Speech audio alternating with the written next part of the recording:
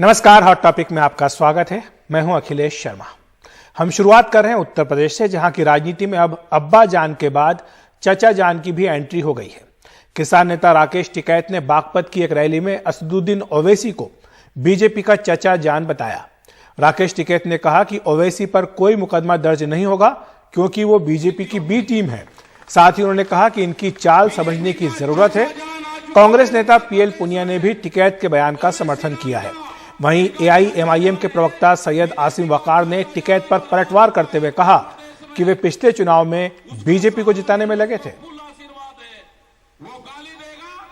BJP का चाचा जान आ चुका है उत्तर प्रदेश में, ओवैसी नाम का इनका चाचा जान है। बीजेपी का चाचा जान और आ चुका है उत्तर प्रदेश में, उसका सहारा लेंगे, उसको फुल आशीर्वाद है। वो गाली देगा, ये कोई मुकदमा दर्ज नहीं करेंगे। वो कुछ भी कहेगा, इनका चाचा जान है, बुला कर बहुत मन्नतों के बाद में आ चुका है वो यहाँ पे, वो बर्बाद करेगा इस किसानों को यहाँ से। ये सब ए और बी टीम है, इनकी चाल समझने की जरूरत है आपको। बोल रहे हैं ओवैसी साहब को बीजेपी के चच्चा। राकेश टिकैत साहब, आप कितने बड़े सेकुलर हैं ये मुझसे और मेरे लोगों से बेहतर कोई नहीं जानता। 2017 का जो चुनाव था विधानसभा का और 2019 का, इसमें आप भारतीय जनता पार्टी के लिए काम कर रहे थे और बीजेपी को जिता रहे थे, और पिछली सरकार को हरा रहे थे, बीजेपी को जिता रहे थे। की राजनीति भारतीय जनता पार्टी चाहती है, उसी तरह की राजनीति वो कर रहे हैं। और इसीलिए ओवैसी जी, ये राकेश टिकैत जी का भी ये कहना है कि ये भारतीय जनता पार्टी की बी टीम की तरह से काम कर रहे हैं, और ये सही भी है। मुंबई में मशहूर अभिनेता सोनू सूद के ठिकानों पर आयकर विभाग का सर्वे चल रहा है। आयकर विभाग के सूत्रों के मुताबिक सोनू सूद के 6 ठिकानों पर यह सर्वे किया जा रहा है। उन्होंने कुछ वक्त पहले ही दिल्ली के मुख्यमंत्री अरविंद केजरीवाल से मुलाकात की थी। साथ ही वे दिल्ली सरकार के देश के मेंटोर कार्यक्रम के ब्रांड एम्बेसडर भी हैं।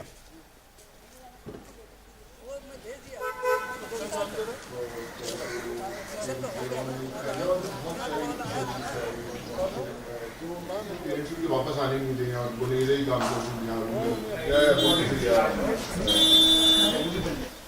दिल्ली के मुख्यमंत्री अरविंद केजरीवाल ने ट्वीट कर कहा कि सच्चाई के रास्ते पर लाखों मुश्किलें आती हैं, लेकिन जीत हमेशा सच्चाई की ही होती है।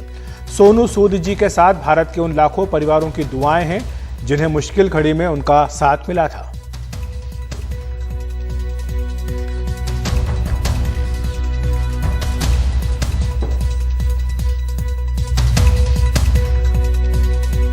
बॉलीवुड एक्टर सोनू सूद के मुंबई स्थित घर सहित कुल 6 ठिकानों पर आयकर विभाग की टीम सर्वे के लिए पहुंची है। फिलहाल हम सोनू सूद के घर के यहाँ पर मौजूद हैं। जैसे कि आप देख सकते हैं, कैसाब्लांका, ये जो इमारत आप देख रहे हैं, इसी में सोनू सूद का घर है। और बताया जा रहा है कि आयकर विभाग की टीम यहाँ पर पहुंची है। आयकर विभाग की टीम की अगर बात करें तो इसे बतौर सर्वे बताते हैं। वो कहते हैं कि सर्वे के लिए वो यहाँ पर पहुँचे हैं, वो इसे छापामारी नहीं बताते हैं। सोनू सूद दरअसल अगर बात करें तो कोविड के समय काफ़ी ज़्यादा चर्चा में आए थे, जब कई मजदूरों को उन्होंने बसों से घरों में पहुंचाया था, उनके घरों तक जाने दिया था, अलग अलग जगहों पर कई तरह से लोगों की मदद की थी। और हाल ही में अगर बात की जाए तो जिस तरह से दिल्ली सरकार के लिए भी वो एक एम्बेसडर बने हैं, उसके बाद जिस तरह से ये सर्वे के लिए लोग आए हैं, इसे देखते हुए कई सारे सवाल उठने लगे हैं कि आखिर इसके टाइमिंग पर भी सवाल उठने लगे हैं, क्योंकि इससे पहले इस तरह अलग अलग ठिकानों पर कोई भी चीज़ नहीं हुई है। लगातार कोशिश है कि सोनू सूद या उनकी टीम में से किसी से बात की जाए, लेकिन फिलहाल किसी से भी संपर्क नहीं हो पा रहा है। लेकिन जैसे कि आप देखेंगे कि मीडिया की भी टीम, कई सारी टीमें उनके इमारत के यहाँ पर मौजूद हैं। वो फिलहाल मुंबई में ही यहाँ पर हैं। और अगर बात की जाए तो ये भी कहा जा रहा है कि जो टैक्स सर्वे है वो किस चीज़ के लिए किया जा रहा है, इसे लेकर ज़रूर सवाल उठ रहे हैं। और इसके टाइमिंग को लेकर भी कई सारे जो राजनीतिक पार्टियां हैं वो अलग अलग चीज़ें कह रही हैं। हाल ही में वो दिल्ली गए थे, दिल्ली के मुख्यमंत्री अरविंद केजरीवाल के साथ भी मुलाकात की थी। हालांकि तभी भी उनके पॉलिटिकल करियर को लेकर सवाल उठा था कि क्या वो पॉलिटिक्स ज्वाइन करेंगे, जब उन्होंने मना ज़रूर कर दिया था। लेकिन वो दिल्ली सरकार के साथ ज़रूर जुड़े हुए हैं, बतौर एक एम्बेसडर भी जुड़े हुए हैं। और उसके कुछ समय बाद ही उनके अलग अलग जगहों पर सर्वे की जाती है। आज ये सर्वे किया जा रहा है, पिछले कुछ घंटों से लगातार जारी है। ये भी बताया जा रहा है कि सोनू सूद यहाँ पर मौजूद हैं। हालांकि ना ही वो बात कर रहे हैं, ना ही उनकी टीम में से कोई बात कर रहा है, लेकिन ये जो सर्वे है आयकर विभाग का वो लगातार जारी है। अब ये देखना अहम होगा कि ये सर्वे कब तक चलता है। क्या आयकर विभाग इसके बाद कोई बयान जारी कर बताता है कि आखिर क्या कुछ हुआ और इस सर्वे से क्या कुछ निकलता है, ये देखना अहम होगा। मुंबई से मेरे सहयोगी धनेश के साथ सुमित मिश्रा, एनडीटीवी इंडिया। गुजरात के मुख्यमंत्री भूपेंद्र पटेल की कैबिनेट का कल दोपहर 1:30 बजे विस्तार किया जाएगा। आज खबर आई थी कि सभी मौजूदा मंत्रियों को हटाया जा सकता है। हालांकि उसके बाद कई बैठकें हुई। पूर्व मुख्यमंत्री विजय रूपाणी के घर भी 4-5 मंत्रियों के पहुंचने की खबर है। सूत्रों के मुताबिक इस बात की संभावना कम है कि सभी पुराने मंत्रियों को हटा दिया जाए। पिछली कैबिनेट में कुछ युवा चेहरे थे, उन्हें फिर मौका मिल सकता है। हालांकि कुछ बुजुर्ग मंत्रियों की छुट्टी हो सकती है। आज राजभवन में सारी तैयारियां कर ली गई थी, लेकिन फिर इसके बाद शपथ ग्रहण समारोह टाल दिया गया। कायदाથી સ્થાપિત ભારતના સંવિધાન પ્રત્યે હું केंद्रीय कैबिनेट ने टेलीकॉम पैकेज को मंजूरी देकर टेलीकॉम सेक्टर के लिए बड़ी राहत का ऐलान कर दिया है। इसके तहत स्पेक्ट्रम बकाये पर अगले 4 साल तक रोक लगा दी गई है। इससे वोडाफोन, आइडिया जैसी कंपनियों को फायदा मिलने की उम्मीद है, जिन पर हजारों करोड़ रुपए का बकाया है। आगे की नीलामी में 30 साल तक स्पेक्ट्रम रखने की अनुमति होगी। ऑटोमेटिक रूट से 100% एफडीआई की मंजूरी भी दे दी गई है।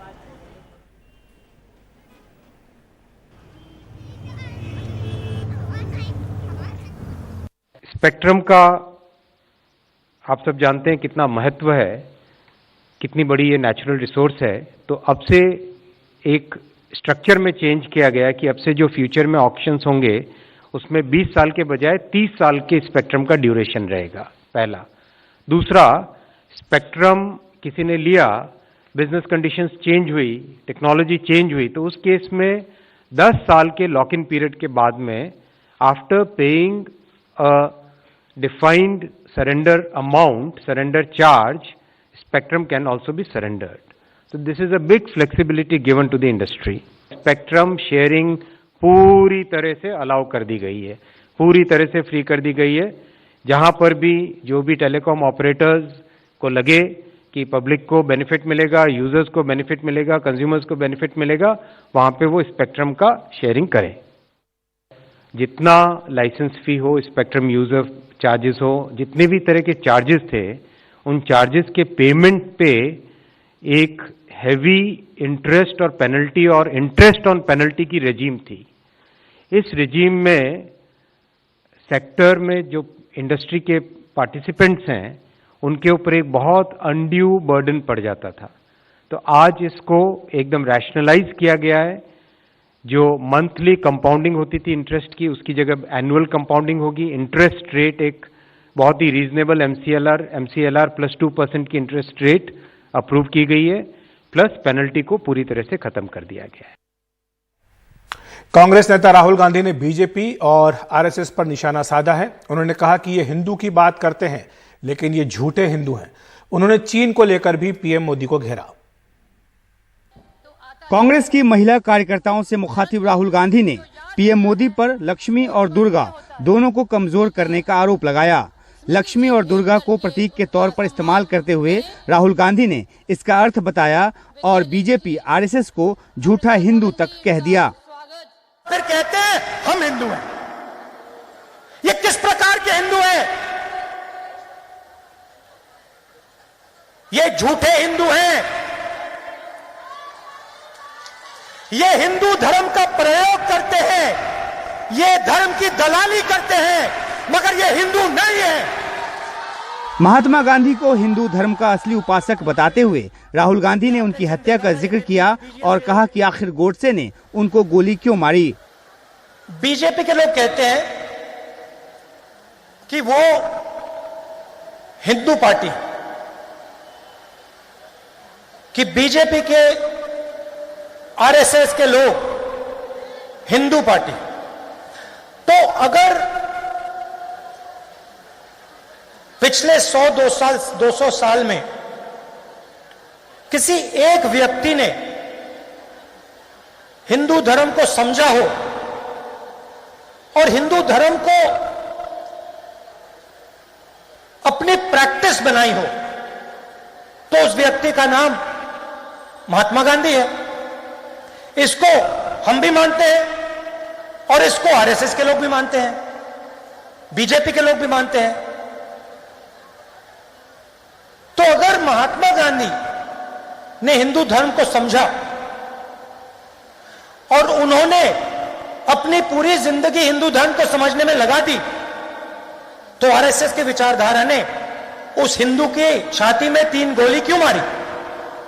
याद करिए, ये वही राहुल गांधी है जिन्होंने खून की दलाली जैसे शब्द का प्रयोग हमारे वीर जवानों के लिए किया था, और आज हिंदू धर्म के लिए धर्म की दलाली जैसे शब्दों का प्रयोग वो कर रहे हैं। भगवान शिव के हाथ और महावीर जी के हाथ में उन्हें कांग्रेस का हाथ नजर आता है। मुझे लगता है राहुल गांधी और कांग्रेस पार्टी को इस प्रकार की राजनीति जिसमें देवी देवताओं का अपमान हो कदाचित नहीं करना चाहिए, माफी मांगनी चाहिए। इस मौके पर राहुल गांधी ने एक बार फिर चीनी अतिक्रमण का जिक्र किया और कहा कि पीएम मोदी की हिम्मत नहीं हुई जमीन वापस लेने की। नई दिल्ली से Umashankar Singh, NDTV India.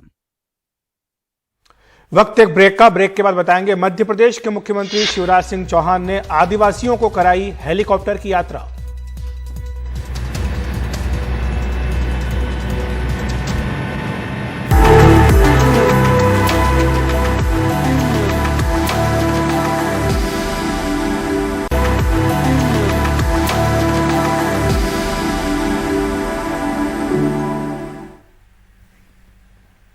Break के बाद आपका फिर स्वागत है। बात करते हैं मध्य प्रदेश की, जहां उपचुनाव से पहले सियासी हलचल तेज हो गई है। मुख्यमंत्री शिवराज सिंह चौहान भी कई जिलों में लगातार दौरे कर रहे हैं। आज मध्य प्रदेश के आलीराजपुर में मुख्यमंत्री शिवराज सिंह चौहान ने 4 आदिवासियों को हेलीकॉप्टर में यात्रा करवाई। इन लोगों को रणबहेड़ा से सेजवाड़ा तक हेलीकॉप्टर में ले जाया गया। हेलीकॉप्टर में यात्रा के बाद आदिवासी बहुत खुश नजर आए।